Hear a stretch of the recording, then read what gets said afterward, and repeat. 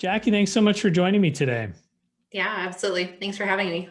It's been really cool to watch you evolve both from the DMCP partner group we're in, as well as you helped us with our Apex event. If you don't mind, give a brief background for the audience. Yeah. Oh gosh. Where to start? Let's see. I started Excelity 6 years ago. No, 8 years ago. Wow. Good Okay, start to COVID the doesn't good count. good start to the interview. And it was actually my second company. So my first company was a cookie company, which is very different than an agency. It was kind of my first foray into entrepreneurship. And it was about 6 years ago when I started hiring employees. So for a couple of years, I consulted just me. I subcontracted some work and decided to start really building an agency from there. The last 8 years have been just really wild, especially with COVID. COVID's like dog years. It feels like it's been forever since it started. We've had ups and downs, and we've grown quickly, and we've taken steps forward and steps back. That's very general, but I'd love to talk about any specifics that you're interested in. So, one of my favorite questions to ask guests, and you actually have two of these, so it'd be interesting to see the difference. Do you remember when you got your first paying customer and what it felt like in both companies? Yes. Yes. So the cookie company, I'm trying to think back to it. I mean, there were different kinds of paying customers, right? So we had it set up to go direct to customers from the website. I remember that was mostly like friends trying to support us that were ordering from there to start, right? And then we started doing things like selling at farmers markets and different kinds of events. And that was the first time that really strangers were coming to learn about the product and selling there. And it felt amazing. Like I was standing there selling $5 bags of cookies, right? I was like, oh my God, people are buying them. Just, it's very funny to think back on it in comparison to kind of what we're doing now. And then getting into grocery stores was a totally different ballgame, right? Like getting distribution set up and getting grocery stores to believe in our product enough to stock it on their shelves was another big win. And then starting the agency was selling bigger deals than I ever had before. Now, I mean, now half of our deals are hundreds of thousands of dollars, right? And so going from selling $5 bags of cookies to hundreds of thousands of dollars in services is very different. But I mean, I I think it's a funny process because it's hard to look back. I never do. So I love questions like this and say, wow, look how far you've come. Because every time you get to that next spot where you're doing something bigger and better, it's like, all right, what's next? Instead of looking back and saying, holy shit, I started selling $5 bags of cookies, you know? It's fun. And that's amazing to see that progression. Were there any fears or like those oh shit moments? Like, I can't believe they're about to pay this. Like, do you still have some of that as you continue to grow? Yeah, I totally. I am really only involved in certain deals and the bigger ones now. My head of sales is running everything else, and I'm working one of those right now where I'm like, if this closes, it could be kind of life changing for the company. And it's like, there's a lot of imposter syndrome still. Are we qualified to do this? Or why are they choosing us? And I know exactly why. I know we're qualified. I know exactly why they're choosing to work with us, but when it comes down to it, I think it's very easy to look at every situation and think like, wow, do I deserve this? And all of those imposter thoughts. It's funny. I have yet to find a true entrepreneur who doesn't have imposter syndrome. Yeah. Like, I think it's just an innate trait. Now, when you look back, one of the things that amazes me when people go through the progression from, let's say, like a solopreneur or freelancer to a business owner is having to learn to let go and train. And one of the things, and I've seen you talking about it a number of times, is how you hire and delegate. What was that process like as you continued to grow? hmm I think one of the big decisions you have to make when you start hiring is who you're going to hire and how you're going to make that decision. A lot of, especially marketers, we create agencies and companies around our own skills, right? And then you have to decide if you are going to outsource those skills that you created the company around, or if you're going to continue doing the work and you're going to outsource things like administrative work or sales or whatever it may be. I started a company based on my own skills and then immediately started teaching people how to do those things. So I took a little bit of a different path where I set myself up to be the CEO versus setting myself up to continue doing the work, if that makes sense. And I mean, so that means it's been trial by fire letting go, right? Because I very quickly was learned that, you know, what kinds of hires I wanted to make or who I think I needed within the company and who wasn't necessarily a fit.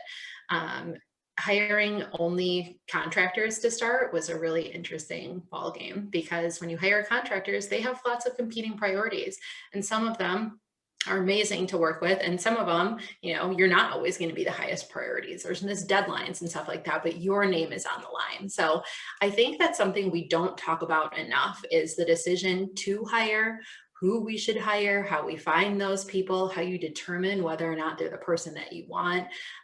I do not see people having those conversations as much. I think when we come to the idea of scaling, it's like, oh, it's time to start hiring people. But instead, we should say, do I want to hire people? Do I think I'll be a good manager? Do I want to be a manager? Do I want to raise my prices or do I want to get pickier about who I'm serving instead? There's a lot more decision than I think a lot of people put into it.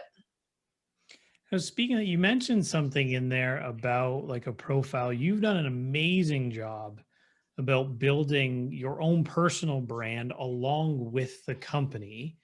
And Mhm. I believe, like going forward, I think that's going to be the way companies are going to have public figures associated with big brands. What was that like putting yourself out there and bringing your business brand along with it? It's still to this day an interesting process. I'm working on some new initiatives in my personal brand, and I'm doing things like re examining my brand strategy around my personal brand. And it's so hard for me because I'm like, it's me, you know, it's very hard to strategize about yourself and how you show up on social media and stuff like that. So it's not something that I willingly jumped into at first. I was much more convinced that it was going to be the way that companies, especially small companies, made a name for themselves moving forward because it's a lot easier to make a name for yourself as a person than it is as a logo. So it's been, I mean, I'm 3 or so years in now, focusing on LinkedIn, and then I just launched a course, and I am working, like I said, I'm working on some other things. You have to be constantly willing to get uncomfortable and get uncomfortable not in your own skills, but in looking at yourself, right? And the way that you show up, the way that you lead, the content you're communicating with. Um, yeah, I think interesting is the best way that I can classify that process. You have to have some really kind of thick skin and a little bit of naivety, or if you will. You know, like you have to kind of go in not fully aware of what you're getting yourself into, and just be willing to try new things and jump in. I can tell that's something you've done incredibly well, especially with some of the videos your teams post when they tend to Oh mimic you. Those are some of my yeah. favorites. Tell them I love it. one of the things that I'm amazed with what you've always done, both seeing you speak, what you've contributed to Apex, you're very giving with your life experiences and the mentorship and the number of organizations you've given to. How has paying it forward helped you? Or what drives you to continue to do that? I think that, especially as a female professional, I have received a lot of help myself. And there have been a number of professionals that have mentored me or given me their time or their advice. And so I think you always have to be giving to the next generation, whoever that may be. And I mean, has it helped me? Absolutely. I mean, it's helped me grow an audience on LinkedIn. It's helped me meet so many people through Women's Entrepreneurship Week, an organization that I ran for 3 years and actually just handed off to new leadership.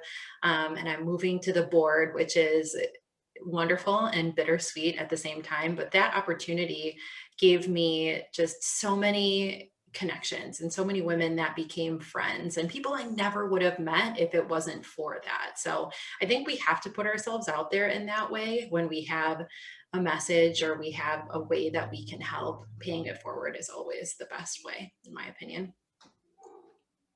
That's amazing. You know what? Having a young daughter, like having more people to look up to that are in the female entrepreneur space is absolutely amazing. So, if you don't mind, tell me more about this course and how you're continuing to pay it forward with what you're working on. Yeah, the course is called Marketing for Cash Strapped Startups. And essentially, it's everything you need to put together and test a marketing strategy for a startup. It's priced, honestly, I got a little beat up when I put it out for pricing it so low, which was really funny. I think there's a really delicate balance between pricing it low to get it in people's hands and devaluing the content. There's a ton in this course. And right now, we're in pre sale. It's going to be opening up on June 1st. And there are 5 different modules that walk you through my theories behind marketing, how much time you should be spending in each area, how to go through and create a marketing plan, execute on different channels, and really know what's working and what's not.